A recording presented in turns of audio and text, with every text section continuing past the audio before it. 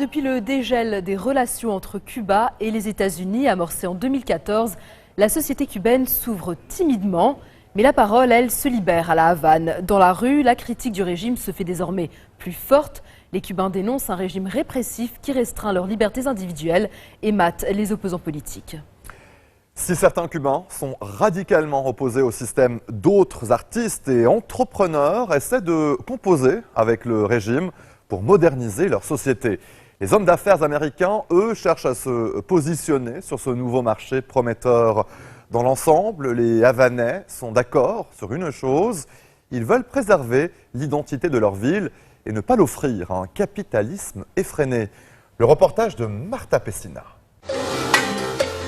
Ils ont baptisé leur quartier la Petite Havane. À Miami, en Floride, 1 million d'exilés cubains ont bâti la petite sœur de la capitale cubaine.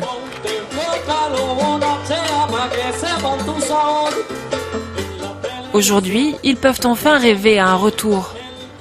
Hugo Cancio est l'un de ces exilés. Il est arrivé à Miami en 1980 avec sa mère et sa sœur. Il avait 16 ans et n'a jamais oublié son île. Hey, salut! Cuba m'a accompagné pendant mes 35 années d'exil. Je suis Cuba. Je fais partie de ce pays, de sa culture, de son identité, de ce que nous sommes en tant que peuple, que nation. La fin prochaine de l'embargo pourrait précipiter les retrouvailles de ce peuple brouillé depuis des décennies. Mon pays d'origine et mon pays d'adoption qui normalisent leurs relations. C'est comme si ton père et ta mère recommencent à se parler après avoir passé plus de 40 ans sans se regarder. Vous imaginez ça? Hugo Cancio travaille depuis longtemps à ces retrouvailles. 20 ans qu'il retourne régulièrement à La Havane.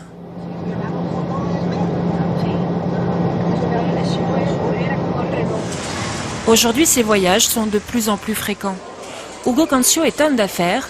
Il aide des entreprises étrangères à s'installer à La Havane.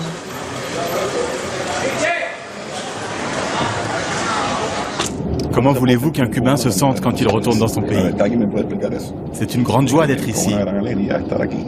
Avec toutes les difficultés, toutes les imperfections, les problèmes qu'il peut y avoir ici, ça reste mon pays et je l'aime toujours.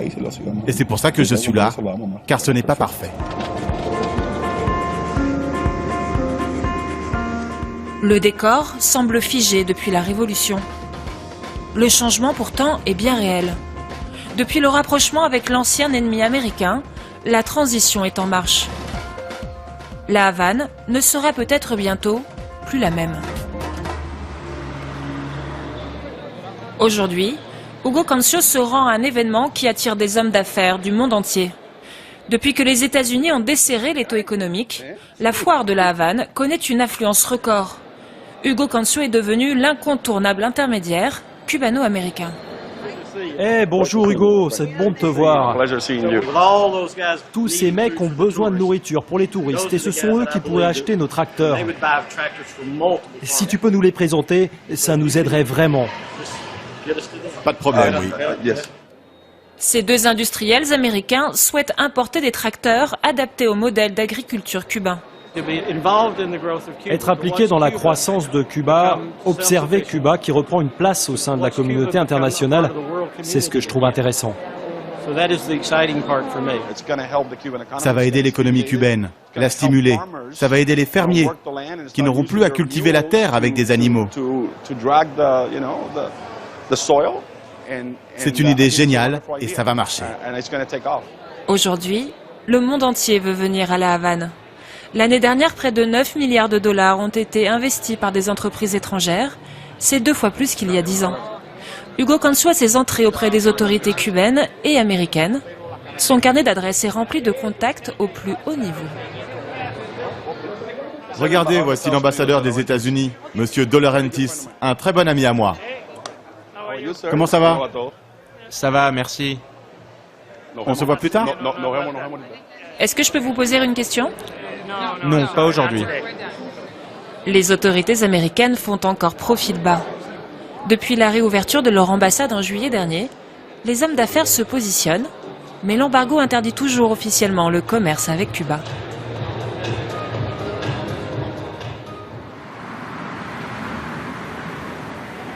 Loin de la foire de la Havane, lorsque la nuit tombe, les Cubains continuent à faire tourner une autre économie. Leur économie parallèle, celle de la débrouille. On est là, en face d'un hôtel, on est à la Belle Étoile. Regarde, elle est sur Facebook. Elle discute avec ses amis. Elle aussi. À Cuba, 5% de la population seulement a accès à Internet. Alors les jeunes viennent se connecter ici, sur les réseaux Wi-Fi des grands hôtels pour étrangers. On ne nous laisse pas rentrer. On est obligé de se connecter à l'extérieur. Et quand il y a trop de monde, ils coupent la connexion et on doit tous rentrer chez nous. Il faudrait qu'on ait des infrastructures pour avoir Internet comme dans tous les pays du monde. On est en retard. Très en retard. L'un de ces jeunes a pourtant transformé cet art de la débrouille en un business florissant. On travaille toujours la nuit. Il faut qu'on travaille très tôt pour que tout soit livré à temps. Après avoir téléchargé des programmes illégalement, il rentre chez lui. Il a 26 ans et son surnom est connu partout dans la Havane, Dani Paquete. Son Paquete, c'est un pack de 40 heures de programmes téléchargés, des films américains, des séries, de la musique ou des matchs de foot, une fenêtre sur le monde extérieur qui connaît un succès monstre. Hawaii, c'est une série très populaire à Cuba. Elle est très suivie. On a aussi une nouvelle saison de cette autre série, Le Destin d'une reine. C'est une autre bonne série américaine. Une fois par semaine, les messagers sonnent à la porte. Ils viennent récupérer les disques durs qui contiennent les derniers programmes. Salut, rentre. Ces messagers sont chargés d'animer un immense réseau d'intermédiaires. Ces disques durs vont être copiés, recopiés et revendus à des centaines de milliers de personnes aux 4 coins de l'île. Voilà pour San José. Tu as eu les contacts au téléphone?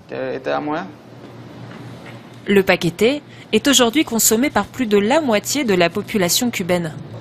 Depuis ce petit appartement, Dani dirige la première entreprise privée de l'île.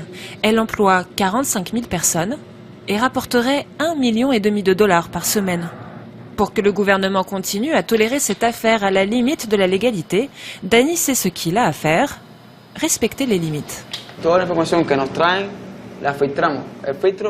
Tous les programmes qu'on récupère, on les filtre. Filtrer, c'est vérifier qu'il n'y a rien de politique, rien qui soit contre la révolution, qu'il n'y ait pas de pornographie. Si on voit des informations internationales qui parlent mal de notre pays, on les enlève. Si je diffuse quelque chose qui n'est pas accepté par le régime, on viendra me chercher. La censure, elle s'applique encore partout et à tous à la Havane. Le gouvernement contrôle l'information. Tous les médias dépendent du Parti communiste. Un bâtiment fait pourtant figure d'exception dans la ville. C'est celui de On Cuba, le premier et le seul magazine indépendant de l'île. L'homme qui est parvenu à faire accepter cette idée au cacique du régime, c'est Hugo Cancio. Comment ça va, champion? Tout va bien? Les journalistes, tous cubains, traitent aussi bien de culture, de sport, que de la société cubaine. Sur quoi on travaille en ce moment, Milena? On est en train de parler du fait que la télévision n'a pas diffusé hier la grande finale de baseball. Ils l'ont pas diffusé? Non. Et les gens sont pas contents. Hugo Cancio veut faire de On Cuba un média différent. Un média qui ne soit ni aligné sur les idées du régime, ni sur celles de la presse étrangère.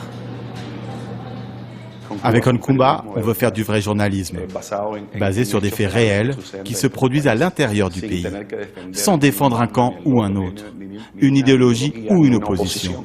Mais vous pouvez faire des interviews ou des articles sur des opposants? Ça ne fait pas partie de notre politique éditoriale. Il y a beaucoup de médias qui s'en chargent, qui le font très bien ou très mal. Mais nous, ça ne nous intéresse pas. Et c'est aussi bien trop risqué. À la Havane, il vaut mieux observer sans se prononcer. Malgré les changements, il y a encore beaucoup de sujets qu'il vaut mieux ne pas aborder. Dani Maldonado a payé cher pour être sorti des rangs, 10 mois de prison pour avoir ridiculisé les frères Castro. Salut, arrête-toi un de ces jours. Cet artiste contestataire vient tout juste d'être libéré de prison. Il est de retour dans son quartier et sent bien qu'une petite révolution est en marche. Certains osent maintenant ouvertement critiquer le régime. Les choses changent. Les gens osent de plus en plus parler. Ils ont de moins en moins peur. Regarde ce qu'on mange nous les Cubains. Regarde comme c'est beau. Qu'est-ce que vous voulez dire? On n'a rien à manger, tout est trop cher. Et vous pensez quoi de Danilo? C'est très bien, je l'admire et je le soutiens. Il se bat pour la liberté des Cubains, car on n'en a pas. Vous comprenez? On n'a pas de liberté d'expression, on n'a pas de liberté de la presse, on n'a rien. Et écoute-les comme ils parlent. Ils font comme si tout était bon. Ça fait 50 ans qu'on vit sous cette dictature. La misère devient pesante, la rue gronde, et se trouvent des porte-paroles. Ces prisonniers politiques comme Danilo ont appris à être sceptiques. Bien sûr, il y a une ouverture, mais ce que le régime va en faire reste encore un mystère. Il faut que les négociations et le rapprochement avec les États-Unis bénéficient au peuple cubain, pas au gouvernement. Parce que si c'est le gouvernement qui en profite, il va investir davantage dans les moyens de répression. Plus de voitures, plus de patrouilles, plus de policiers, toujours plus de policiers, et plus de répression encore et encore. C'est dur pour une mère de voir que son fils est emprisonné sans aucun motif. Mon fils m'a ouvert les yeux. On met du temps ici à réaliser qu'on vit dans un régime répressif. Lorsqu'on s'oppose, on se retrouve persécuté dans son propre pays. Pourtant, les opposants pèsent de plus en plus. Et pour Danilo, ils seront bientôt difficiles à faire taire. Avant, il n'y avait pas autant d'opposants comme aujourd'hui. Il n'y avait pas autant de groupes d'opposition structurés. Je fais partie de ceux qui pensent qu'il peut y avoir des changements positifs et qu'on peut gagner du terrain sur le gouvernement de Cuba. Je pense que oui.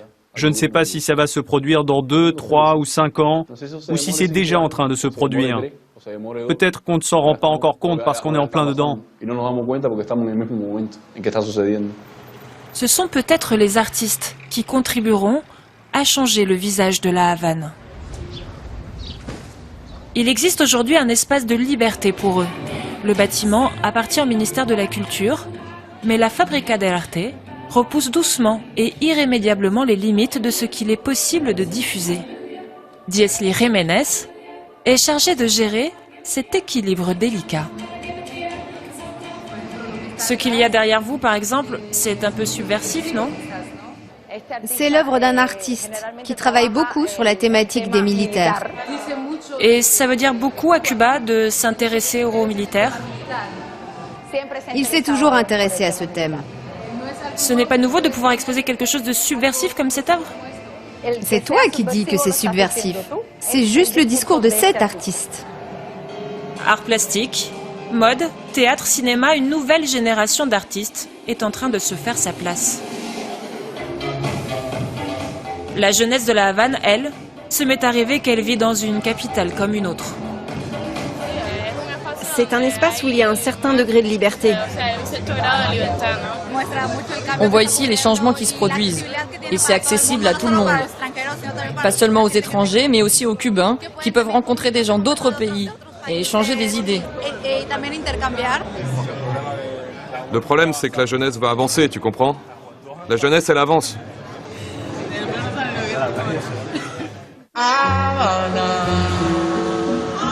Le Malecón, c'est un autre lieu la nuit où bat le cœur de la Havane. Un symbole de cette ville qui se cherche encore. On se demande toujours si à Cuba, la Havane va devenir une ville avec un capitalisme effréné.